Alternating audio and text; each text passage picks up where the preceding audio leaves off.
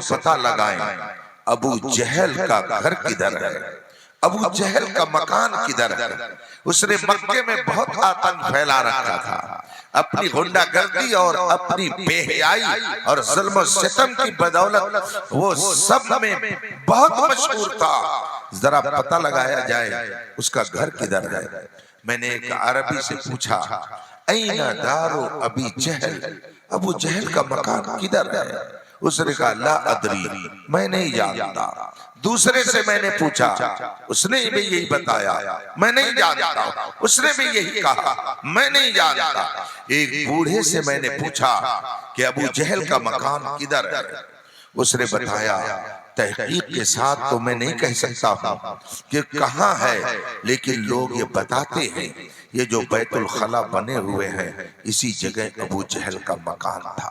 میں سوچنے لگا وہ مکہ یہی ہے، ابو جہل اسی جگہ رہتا تھا، لیکن آج اس کا نام و نشان کہیں نہیں دکھ رہا ہے۔ اور اسی سرزمین پر رسول پاک کے بلال ستائے جاتے تھے، ان کو اذیت پہنچائی جاتی تھی، ان کو طرح طرح سے ستایا جاتا تھا۔ لیکن اگر کوئی مسجد حرام میں داخل ہونا چاہے تو اگر کسی دروازے پر باب ابو بکر ملے گا، کسی دروازے پر اگر باب عمر ملے گا تو ایک گیٹ پر باب بلال بھی نظر آئے گا۔ اس کا مطلب یہ ہوا کہ حرم پاک میں اگر کسی کو داخلہ لینا ہے تو نبی کے اس غلام کا جلوہ اپنے ماتھے کی آنکھوں سے ضرور دیکھنا ہے۔ اور پھر اگر مکے سے آپ مدینے جائیے اور جنت البقیع کی طرف شہر جو بنا ہوا ہے آپ وہاں بیٹھیے اور ادھر سے مسجد نبوی میں انٹری کیجئے تو سامنے باب بلال نظر آئے گا۔ مکے کی مسجد میں بھی بلال کا جلوہ ہے، مدینے کی مسجد میں بھی بلال کا جلوہ ہے، اور جو مکے کا سردار تھا اس کے گھر پر بیت الخلا بنا ہوا ہے۔ اس سے معلوم یہ ہوا کہ محمد سے وفا تو نے تو ہم تیرے ہیں، یہ جہاں چیز ہے کیا لوح قلم تیرے ہیں۔ اسے سبق لینا چاہیے۔ دولت کیا چیز ہے، اقتدار کیا چیز ہے؟ نہ جانے کتنے اقتدار کے نشے والے موت کے گھاٹ اتر گئے، نہ گورے سکندر ہے نہ قبر دارا، مٹے نامیوں کے نشاں کیسے کیسے، جن کے محلوں میں ہزاروں رنگ کے فانوس تھے، جھاڑ ان کی قبر میں ہے اور نشاں کچھ بھی نہیں۔ 4 دن کی چاندنی ہے پھر اندھیری رات ہے، یہ تیرا حسن و شباب ہے نوجوان کچھ بھی نہیں۔ کامیاب وہ نہیں ہے جو دولت جمع کر لے، کامیاب وہ نہیں ہے جو اقتدار کی کرسی پر براجمان ہو جائے، کامیاب وہ نہیں ہے جو پراپرٹی بے شمار بنا لے۔ قرآن کہتا ہے کامیاب تو وہ ہے جس نے اپنی زندگی کو اللہ و رسول کے حکم کے مطابق گزارا۔ اور یاد رکھیے اسلام کے جتنے احکام ہیں اس میں خدا کا کوئی فائدہ نہیں، خدا کا کوئی فائدہ نہیں۔ اگر پوری دنیا خدا کے وجود کا انکار کر دے کیا وہ خدا نہیں رہ جائے گا؟ کیا اس کی خدائی ختم ہو جائے گی؟ کیا وہ کبریائی والا نہیں رہ جائے گا؟ پوری دنیا اگر اس کو خدا ماننے سے انکار کر دے پھر بھی وہ خدا ہے اور خدا رہے گا۔ اور اگر پوری دنیا اس کی فرما برداری کرنے لگے، اس کی عبادت کرنے لگے تو کیا اس کی عزت میں اضافہ کر دیں گے؟ کیا اس کی عزت بڑھ جائے گی؟ ہرگز نہیں۔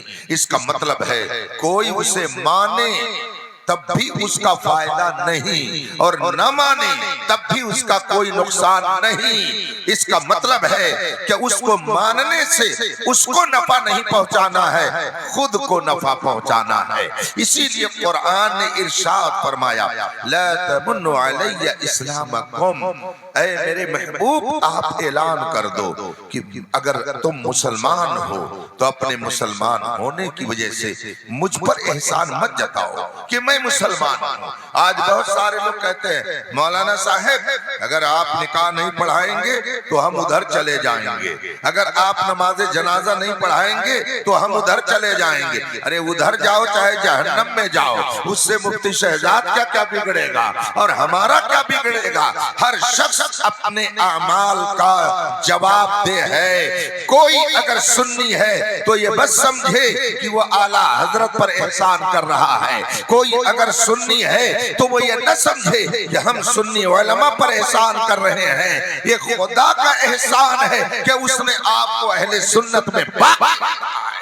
قرآن کہتا ہے لا تمنوا علی اسلامکم، اپنے مسلمان ہونے کا مجھ پر احسان مت جتاؤ، بل اللہ یمن علیکم ان ہداکم للایمان، یہ خدا کا احسان ہے کہ اس نے تمہیں ایمان کی دولت عطا فرمائی ہے۔ یہ ہمارا احسان نہیں ہے کہ ہم کلمہ پڑھتے ہیں، یہ نبی کا احسان ہے کہ اللہ نے ان کے وسیلے سے ہمیں کلمے کی توفیق عطا فرمائی ہے۔ آپ اگر داڑھی رکھتے ہیں تو اس میں نبی کا آپ کا نبی کے اوپر کوئی احسان نہیں ہے۔ آپ اگر کرتا پائجامہ پہنتے ہیں تو یہ مت سوچئے کہ ہم اسلام پر احسان کر رہے ہیں۔ اسلام کے جتنے احکام ہیں خدا کا اس میں کوئی نفع نہیں ہے، بندے ہی کا نفع ہے۔ اور اس کو سمیٹ کر کے چند جملوں میں اپنی بات کہہ کر آپ سے رخصت ہونا چاہوں گا کہ اسلام کے جتنے احکام ہیں اگر آپ غور کریں گے تو ان تمام احکام کا بیک گراؤنڈ آپ کو یہی ملے گا کہ انسان کی 5 چیزوں کی حفاظت شریعت اسلامیہ کا مقصود ہے۔ جتنے بھی احکام الہیہ ہیں ان میں 5 چیزوں میں سے کسی نہ کسی ایک کی حفاظت مقصود ہے۔ یا تو انسان کے دین کی حفاظت، یا تو انسان کی جان کی حفاظت، یا تو انسان کے مال کی حفاظت، یا تو انسان کے نسل کی حفاظت، یا تو انسان کی عقل کی حفاظت۔ جتنے احکام شرعیہ ہیں آپ ان میں اگر غور کریں گے تو آپ اسی نتیجے پر پہنچیں گے کہ جو بھی شریعت کا حکم ہے وہ ان 5 میں سے کسی نہ کسی ایک چیز کی حفاظت کرتی ہے۔ مثال کے طور پر اسلام نے نشہ کو کیوں حرام کیا ہے؟ اسلام نشے کو کیوں منع کرتا ہے؟ اسلام نے نشے سے اپنے ماننے والوں کو دور کیوں رہنے کا حکم دیا ہے؟ ایک موقع پر میں اتفاق سے اڑیسہ آ رہا تھا، میری فلائٹ دلی سے چلی۔ آج تو رانچی آنے والوں میں سے بہت سے ایسے لوگ ہیں جن کا راستے ہی میں برا حال ہو چکا تھا۔ آج جو طوفان آیا بہت ساری فلائٹیں اس طوفان میں پھنس گئیں فضا میں، تو کوئی فلائٹ کلکتہ جا کر کے اترتی ہے، کوئی کہیں اور اترتی ہے۔ ہمارے کرم فرماؤں میں ایک صاحب شام کے وقت ایک فلائٹ میں تھے، انہوں نے بتایا کہ اچانک کبھی 100 میٹر فلائٹ نیچے آ رہی ہے، کبھی 500 میٹر نیچے آ رہی ہے۔ فلائٹ میں جتنے لوگ بیٹھے افراتفری کا شکار، جو چیخ پکار مچی ہوئی تھی، ایسا لگ رہا تھا کہ اب سب موت کے گھاٹ اتر جائیں گے۔ آج جو بھینکر طوفان آپ کے علاقے میں آیا، ایک مرتبہ میں سفر میں فلائٹ پہ بیٹھا کلکتہ بھونیشور آ رہا تھا، اتفاق سے میرے بغل کی سیٹ پر ایک ہینڈسم نوجوان بیٹھا ہوا تھا۔ فلائٹ فضا میں پہنچی اور اس نے پرسکون انداز میں سفر شروع کیا تو میں نے موبائل نکالا اور کتاب پڑھنے لگا۔ طلبہ لگ رہا بیٹھے ہوئے ہیں، ان سے میں گزارش کروں گا کہ آپ پڑھتے ہیں تبھی طالب علم کہلاتے ہیں، اپنے پڑھنے کی رفتار کو تیز کر دیجئے۔ وقت کم ہے، کام زیادہ ہے، مسائل بے شمار ہیں، آپ مطالعہ کثرت سے کریں۔ اور اپنے نوجوانوں سے بھی میں کہوں گا کہ اپنا وقت آپ ضائع نہ کریں، گیا وقت پھر ہاتھ آتا نہیں۔ آپ وقت کو کام میں لائیں۔ کل میدان محشر میں ایک ایک لمحے کے بارے میں سوال کیا جائے گا تو جواب دینا بہت مشکل ہو جائے گا۔ آدمی کو وقت ضائع نہیں کرنا چاہیے، جو ضرورت سے زائد وقت ملے اس کو پڑھنے پڑھانے میں لگانا چاہیے۔ میں فلائٹ میں کتاب نکال کر موبائل میں پڑھنے لگا، کتاب عربی زبان میں تھی۔ بغل والے نے جب دیکھا تو وہ مجھ سے پوچھتا ہے کہ کیا آپ قرآن پڑھ رہے ہیں؟ میں نے کہا نہیں، میں قرآن نہیں پڑھ رہا ہوں، یہ ایک دھارمک اور اسلامک کتاب ہے جس کا میں مطالعہ کر رہا ہوں۔ اس نے کہا اس میں کیا ہے جو آپ پڑھ رہے ہیں؟ میں نے کہا اس دنیا کے بعد کی دنیا کے بارے میں پڑھ رہا ہوں۔ جو ہی میں نے اس سے یہ کہا وہ میرا منہ تکنے لگا، اس لیے کہ وہ سوچنے لگا کہ ایک مولوی اس دنیا کے بعد کی دنیا کے بارے میں کیا پڑھ رہا ہے۔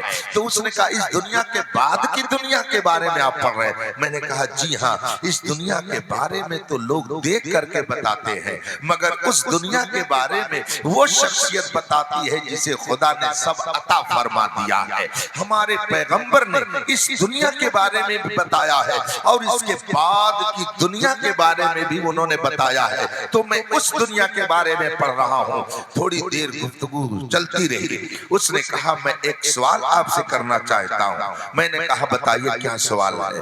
اس نے کہا کہ آپ کے مذہب میں نشہ کو منع کیا گیا ہے؟ میں نے کہا جی ہاں منع کیا گیا ہے۔ اس نے کہا کیوں منع کیا گیا ہے؟ میں نے کہا کہ آپ پہلے بتائیے کرتے کیا ہیں، پھر میں آپ کو سوال کا جواب دوں گا۔ اس نے کہا میں ڈاکٹر ہوں، میرا پیشہ ڈاکٹری ہے۔ میں نے کہا رہتے کہاں ہیں؟ اس نے کہا میں دہلی میں رہتا ہوں، بھونیشور اپنے ایک نجی کام سے جا رہا ہوں۔ میں نے کہا آپ سے گفتگو کرنا تو بہت آسان ہے اور آپ کو سمجھانا بھی بہت آسان ہے۔ میں نے کہا آپ ڈاکٹر ہیں، یہ بتائیے اگر آدمی نشہ کرے گا تو اس کے جسم پر اس کا کچھ اثر ہوگا کہ نہیں ہوگا؟ کہا بالکل ہوگا۔ ہم نے کہا کیا ہوگا؟ کہا اس کی عقل خراب ہو جائے گی، عقل کام کرنا بند کر دے گی۔ ہم نے کہا بالکل آپ صحیح کہہ رہے ہیں، مگر اس کے علاوہ ایک اثر اور دکھے گا۔ اس نے کہا وہ کیا؟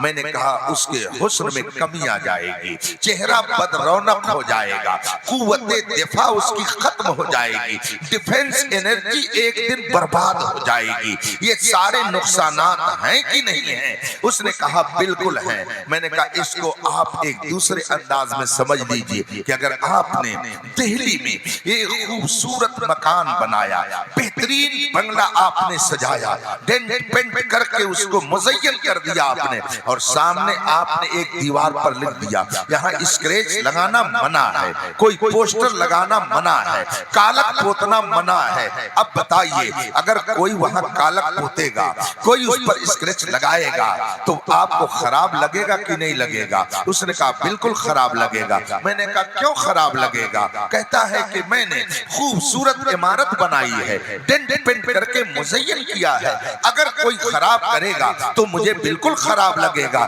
میں نے کہا بس ایسے ہی سمجھیے، جس مالک نے انسان کو ہینڈسم بنایا ہے، جس پروردگار نے انسان کو حسین و جمیل بنایا ہے، لقد کرمنا بنی آدم کا تاج جس کے سر پہ رکھا ہے، اللہ نے جسے حسن و جمال دے کر کے بھیجا ہے، لقد خلقنا الانسان فی احسن تقویم، جس کو بہترین قوام کے ساتھ بنایا ہے، سب سے خوبصورتی والا جسے بنایا ہے، وہ مالک کب چاہے گا کہ یہ میری حسین و جمیل مخلوق اپنے ہاتھوں سے میرے بنائے ہوئے حسن کو خراب کرے؟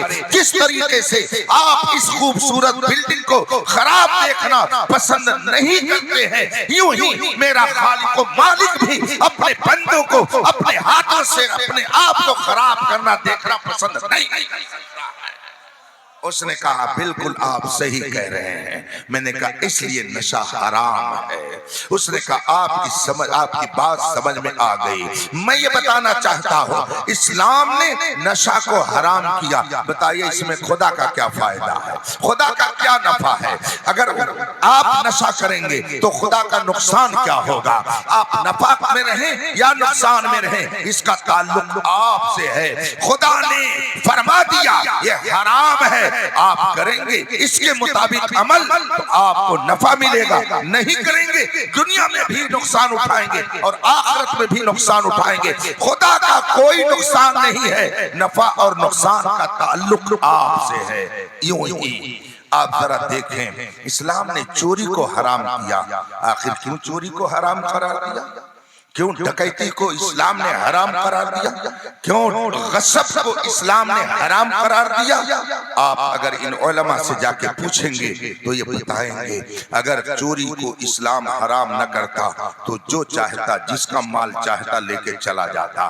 انسانوں کے مال کی حفاظت کے لیے اللہ نے چوری کو ناجائز قرار دیا، انسان کے مال کی حفاظت کے لیے ڈکیتی اور غصب کو اسلام نے منع کیا ہے، اس لیے کہ اگر یہ چیزیں درست ہوں تو کسی کا مال محفوظ نہیں رہے گا۔ بتائیے آپ اگر چوری کریں گے تو اس میں خدا کا کیا نقصان ہے؟ آپ اگر چوری نہیں کریں گے تو اس میں خدا کا کیا فائدہ ہے؟ نفع نقصان آپ کا ہے، خدا کا نہ کوئی نقصان ہے نہ اس کا کوئی اس میں نفع ہے۔ اسی طریقے سے اسلام نے زنا کو حرام قرار دیا۔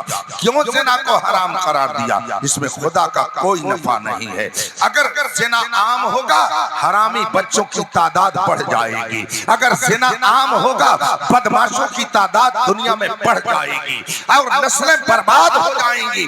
زنا کو اسلام نے اس لیے حرام قرار دیا ہے تاکہ انسان کے نسلوں کی حفاظت ہوتی رہے، اس میں انسان کا فائدہ ہے، خدا کا کوئی فائدہ نہیں ہے۔ آج لوگ کہتے ہیں عورتوں کے ساتھ اسلام نے ظلم کیا ہے۔ کیا ظلم کیا بھائی؟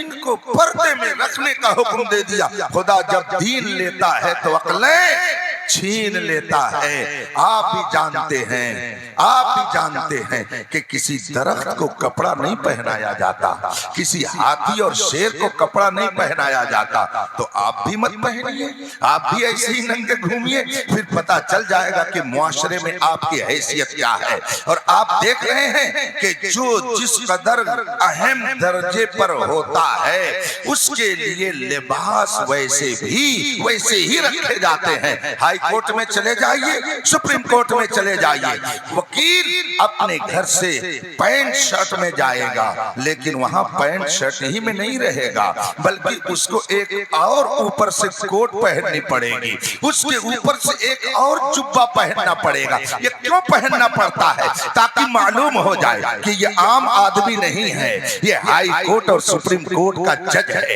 ایک اہم منصب پر ہے، وہاں کا ایڈوکیٹ اور وکیل ہے، ایک پڑھا لکھا انسان ہے۔ آپ کو سمجھنا چاہیے کہ وہ تو پہلے ہی سے پینٹ شرٹ پہنے ہوئے تھا، یہ اوپر سے کوٹ کیوں پہنا دی گئی، اس کے اوپر سے جبہ کیوں ڈال دیا گیا؟ لوگوں کو بتانے کے لیے کہ یہ اہم آدمی نہیں ہے، یہ باعظمت انسان ہے، پوسٹ والا ہے، منصب والا ہے۔ بالکل ایسے ہی سمجھیے کہ اللہ نے عورتوں کے اوپر پردے کو لازم کر دیا تاکہ پتہ چل جائے یہ عام عورتیں نہیں ہیں، یہ کنیز فاطمہ ہیں اور مصطفیٰ کی شہزادیوں کی یہ خادمائیں ہیں، مصطفیٰ جان رحمت کی وفاداروں میں ہیں۔ دنیا دیکھ لے کہ یہ بے غیرت نہیں ہے بلکہ غیرت والے پیغمبر کی غیرت والی کنیز ہے۔ اب اگر کوئی عمل کرے گا تو اس کا نفع، نہیں عمل کرے گا تو اس کا نقصان۔ مولانا صاحب کا اس میں کیا فائدہ اور کیا نقصان ہے؟ لوگ کہتے ہیں عورتوں کو پردے میں رکھ کر کے ان کو ترقی سے روک دیا گیا۔ سبحان اللہ، معاذ اللہ، کیسی سوچ ہے۔ اسلام نے ہر قیمتی چیز کی حفاظت کا طریقہ بتایا ہے۔ عقل قیمتی چیز ہے، اس کی حفاظت کے لیے شراب کو حرام قرار دے دیا۔ مال قیمتی چیز ہے، اس کی حفاظت کے لیے چوری اور ڈکیتی کو حرام قرار دے دیا۔ نسل انسانی ایک قیمتی چیز ہے، اس کی حفاظت کے لیے زنا کو حرام قرار دے دیا۔ عورت معاشرے کی ایک قیمتی چیز ہے، اس لیے اس کے ننگے پن کو حرام قرار دیا اور اس کو پردے میں رکھ کر کے اس کی عزت کی حفاظت فرماتی ہے۔ لیکن خدا جب دین لیتا ہے تو عقلیں چھین لیتا ہے۔ یہ تو زمانہ ہی ہے۔ ہمارے ہاں ایک صاحب ہیں، وہ کہتے ہیں وہ زمانہ اور تھا جب قدر تھی فنکار کی، یہ زمانہ اور ہے کہ قدر ہے مکار کی۔ دیہات میں کہتے ہیں ناچے کودے تورے تان، دنیا رکھے اس کی مان۔ مطلب یہ ہوا کہ اگر کوئی ناچ رہا ہے تو اس کو لوگ قدر کی نگاہ سے دیکھتے ہیں، گا رہا ہے تو اس کی عظمت لوگوں کے دل میں پیدا ہو رہی ہے۔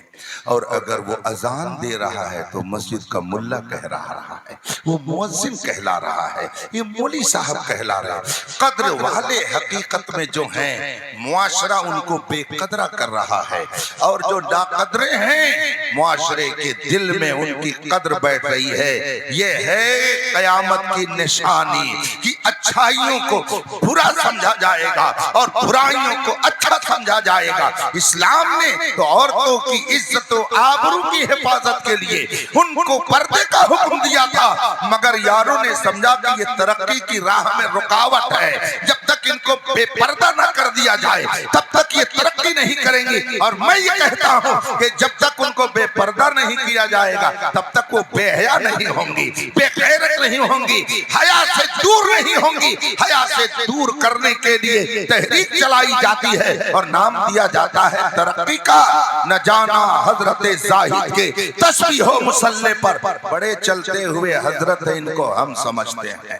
حضرات اس وقت پوری دنیا میں آپ جس طرف نظر اٹھا کر کے دیکھیں، دشمن طاقتیں اسلام ہی کو نشانہ بناتی، کہیں عقیدے پر حملہ اور کہیں پر اعمال پہ حملہ۔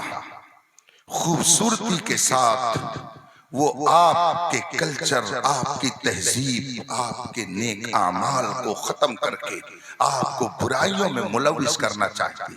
ابھی کل میں گونڈا، اپنے یو پی میں گونڈا ضلع کے علاقے میں تھا، ایک موسیٰ ملے، انہوں نے مجھ سے بتایا کہ حضرت میں ایک شادی میں گیا ہوا تھا، تو مجھے وہاں معلوم ہوا کہ شادی مسلمان نوجوان کی تھی، مگر اس میں گانے اور ناچنے کا انتظام ایک غیر نے کیا تھا۔ ہم نے کہا کہ مولانا ایسا کیوں ہو رہا ہے، کیوں ایسا اس نے کیا؟ کہا وہ لوگوں نے بتایا کہ اس کا دوست تھا۔ میں نے کہا نہیں، سونا جنگل، رات اندھیری، چھائی بدلی کالی ہے، سونے والوں جاگتے رہیو، چوروں کی رکھوالی ہے۔ یہ دوستی نہیں ہے، یہ خود پیسے دے کر کے آپ کو اپنے کلچر سے ہٹا کر ان کے کلچر میں آپ کو ضم کرنا ہے، اپنی تہذیب آپ کے درمیان ڈالنا ہے، اس کو برپا کرنا ہے۔ اس لیے اگر ہمارے نوجوانوں نے وقت پر ہوش کے ناخن نہیں لیے، ہماری بیٹیوں نے یہ نہیں سمجھا کہ عزت کی حفاظت صرف اسلام میں ہے، وقار بڑھانے کا ذریعہ صرف اسلام ہے، اگر انہوں نے یہ نہیں سمجھا تو آج نہیں کل قبر میں جانے کے بعد پتا چلے گا، میدان محشر میں پتا چلے گا۔ اسی لیے اعلیٰ حضرت نے فرمایا آج لے ان کی پناہ، آج مدد مانگو ان سے، آج ان کے طریقے پر چل، کل میدان محشر میں وہ تمہیں جنت کی طرف لے جائیں گے۔ اس لیے جو لوگ یہ سمجھتے ہیں کہ اسلام میں یہ کیوں آ گیا، وہ کیوں آ گیا، میں کبھی کبھی ان سے بھی مخاطب ہو جاتا ہوں اور کہتا ہوں بڑے ہوشیار ہیں تو آ جائیے، بہت عقل مند ہیں تو آ جائیے سامنے۔ آپ کہہ رہے ہیں نا کہ اسلام نے یہ کیوں فرض کیا، یہ کیوں واجب کیا، آئیے ذرا مجھ کو بتا دیجئے کہ آپ جب پیشاب کرتے ہیں تو آپ کا وضو ٹوٹتا ہے کہ نہیں ٹوٹتا ہے؟ ضرور وہ کہے گا کہ وضو ٹوٹتا ہے، لیکن اگر اس سے پوچھ لیا جائے کہ وضو تو ٹوٹا آپ کا پیشاب کرنے کی وجہ سے، لیکن جب آپ وضو کرنے جاتے ہیں تو یہ ناک میں پانی کیوں ڈالتے ہیں، یہ کلی کیوں کرتے ہیں؟ کیا وہ ناک میں پیشاب کا چھینٹا چلا گیا ہے کیا منہ میں پیشاب چلا گیا ہے کیا؟ آپ سر کا مسح کیوں کرتے ہیں؟ کیا سر پہ پیشاب چلا گیا ہے کیا؟ کہتے ہیں نہیں، سر پہ پیشاب نہیں گیا، منہ میں نہیں گیا، ناک میں نہیں گیا۔ پھر کیوں آپ ناک میں پانی ڈال کر کے دھلتے ہیں، کیوں کلی کرتے ہیں، کیوں سر کا مسح کرتے ہیں؟ جبکہ آپ کا وضو ٹوٹا تھا پیشاب کرنے سے، پیشاب تو نالی میں گیا، دھل کر کے آپ گھر آ گئے، مگر جب وضو کرنے کی باری آئی تو آپ نے ناک میں بھی پانی ڈالا، منہ میں بھی پانی ڈالا، کلی کیا، ناک صاف کی، سر کا مسح کیا، کہاں پیشاب کا چھٹا پہنچ گیا؟ کہتے کہیں نہیں پہنچا، تو پھر کیوں دھلتے ہیں؟ کیوں دھلتے ہیں؟ جو عقل مند لوگ بنتے ان سے کہیے کہ آپ ذرا اس کی حکمت بتاؤ۔ میں سمجھتا ہوں کہ دن میں بھی ایسے لوگوں کو تارے نظر آ جائیں گے۔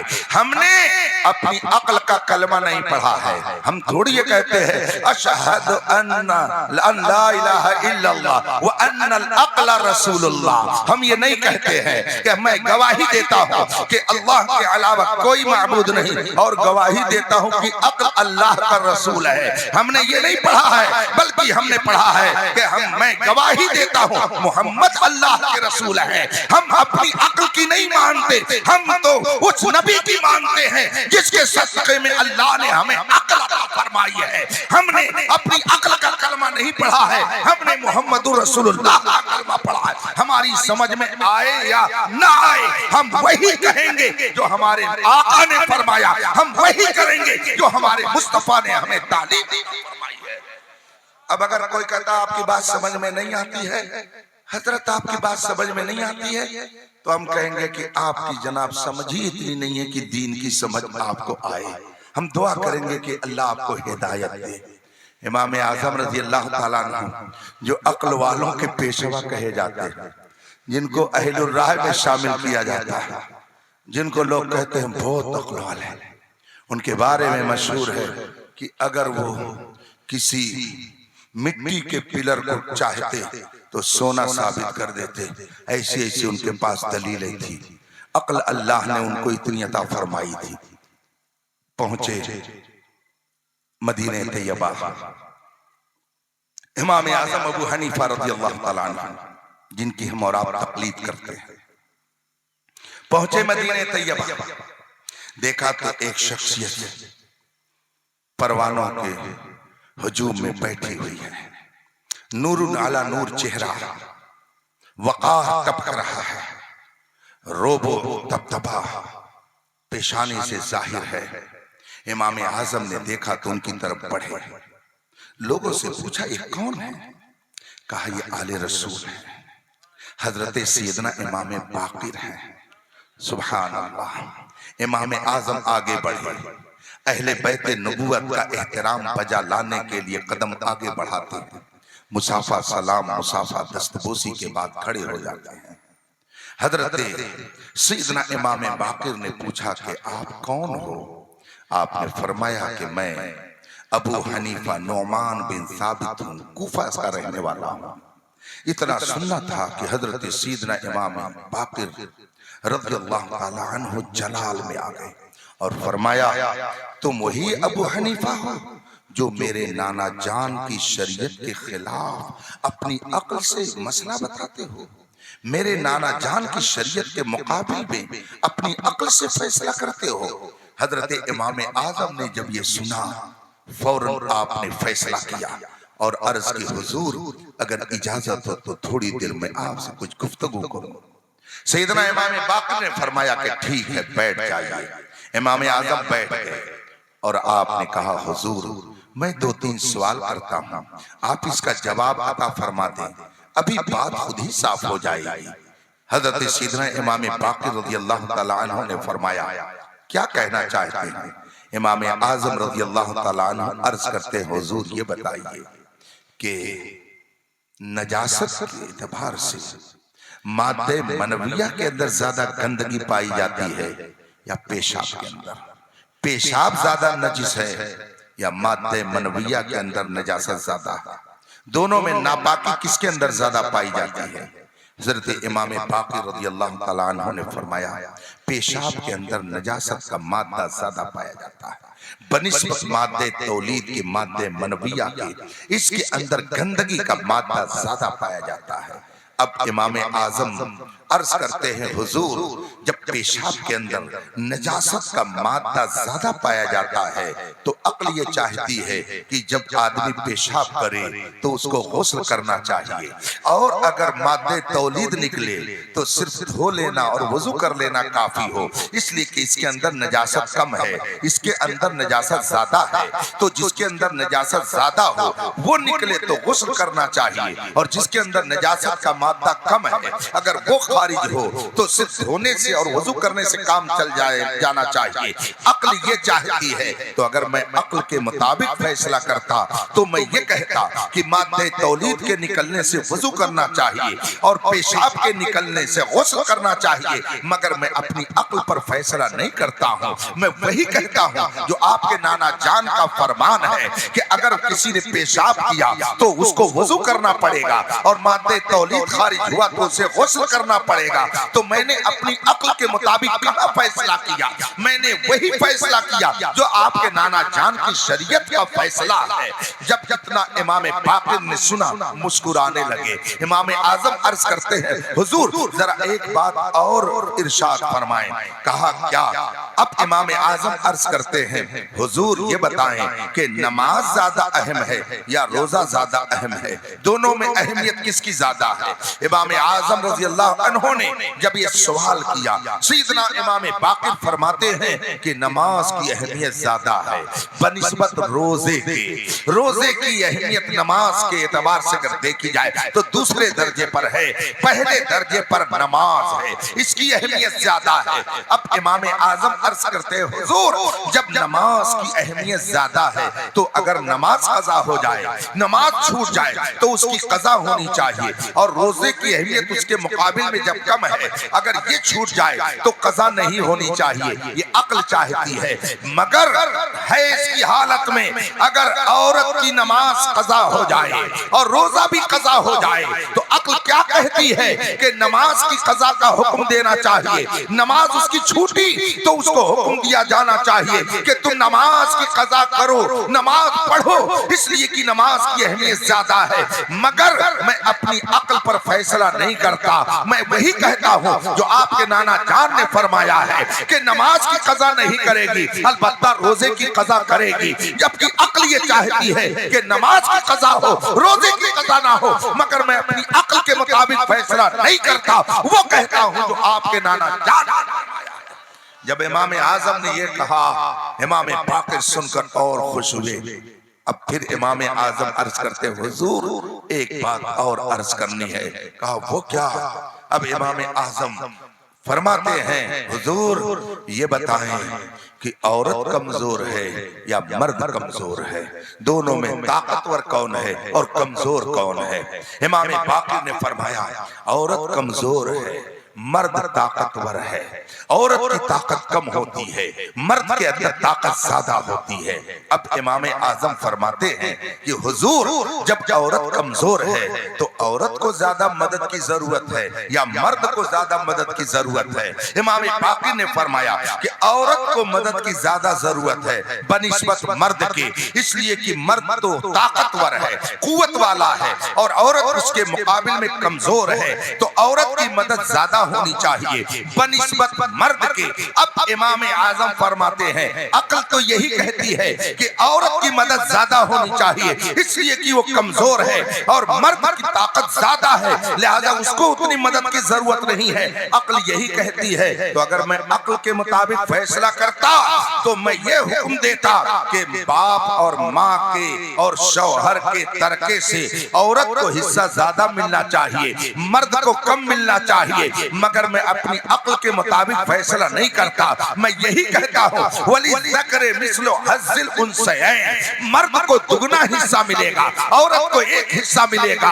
अक्ल ये कहती है औरत को 2 हिस्सा मिलना चाहिए, इसलिए कि वो कमजोर है। मगर मैं अपनी अक्ल के मुताबिक फैसला नहीं करता, मैं वो कहता हूँ जो आपके नाना जान ने फरमाया है। इतना सुनना था कि इमाम बाकिर ने उठ करके इमाम आजम को अपने सीने से लगा लिया। इससे मालूम ये हुआ इमाम आजम जैसा साहिब अक्ल व फिरासत, जब अक्ल और शरीयत की बात आती है तो अक्ल पर फैसला नहीं बल्कि शरीयत पर फैसला करता है। और आप हैं कि कुछ भी दीन की बात नहीं समझते हैं, फिर भी कहते हैं मौलाना आपकी बात समझ में नहीं आती है। आपकी समझ ही कितनी है कि समझ में आए, इसलिए आप समझ की बात न कीजिए, आप मुस्तफा जाने रहमत की बात कीजिए। अगर शरीयत का हुक्म सामने आ जाए तो आप कहिए हर जफा हर सितम गवारा है, इतना कह दे कि तू हमारा है।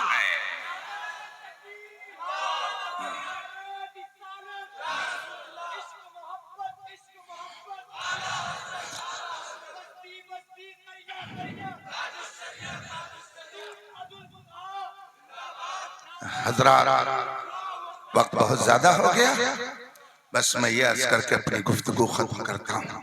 آپ کے علماء جو شریعت کے مسائل آپ تک پہنچائے ہیں، دین کی جو باتیں بتائیں ہیں، آپ اس کو برا مت سمجھیں۔ نشتر جو لگاتا ہے وہ دشمن نہیں ہوتا، نشتر جو لگاتا ہے وہ دشمن نہیں ہوتا۔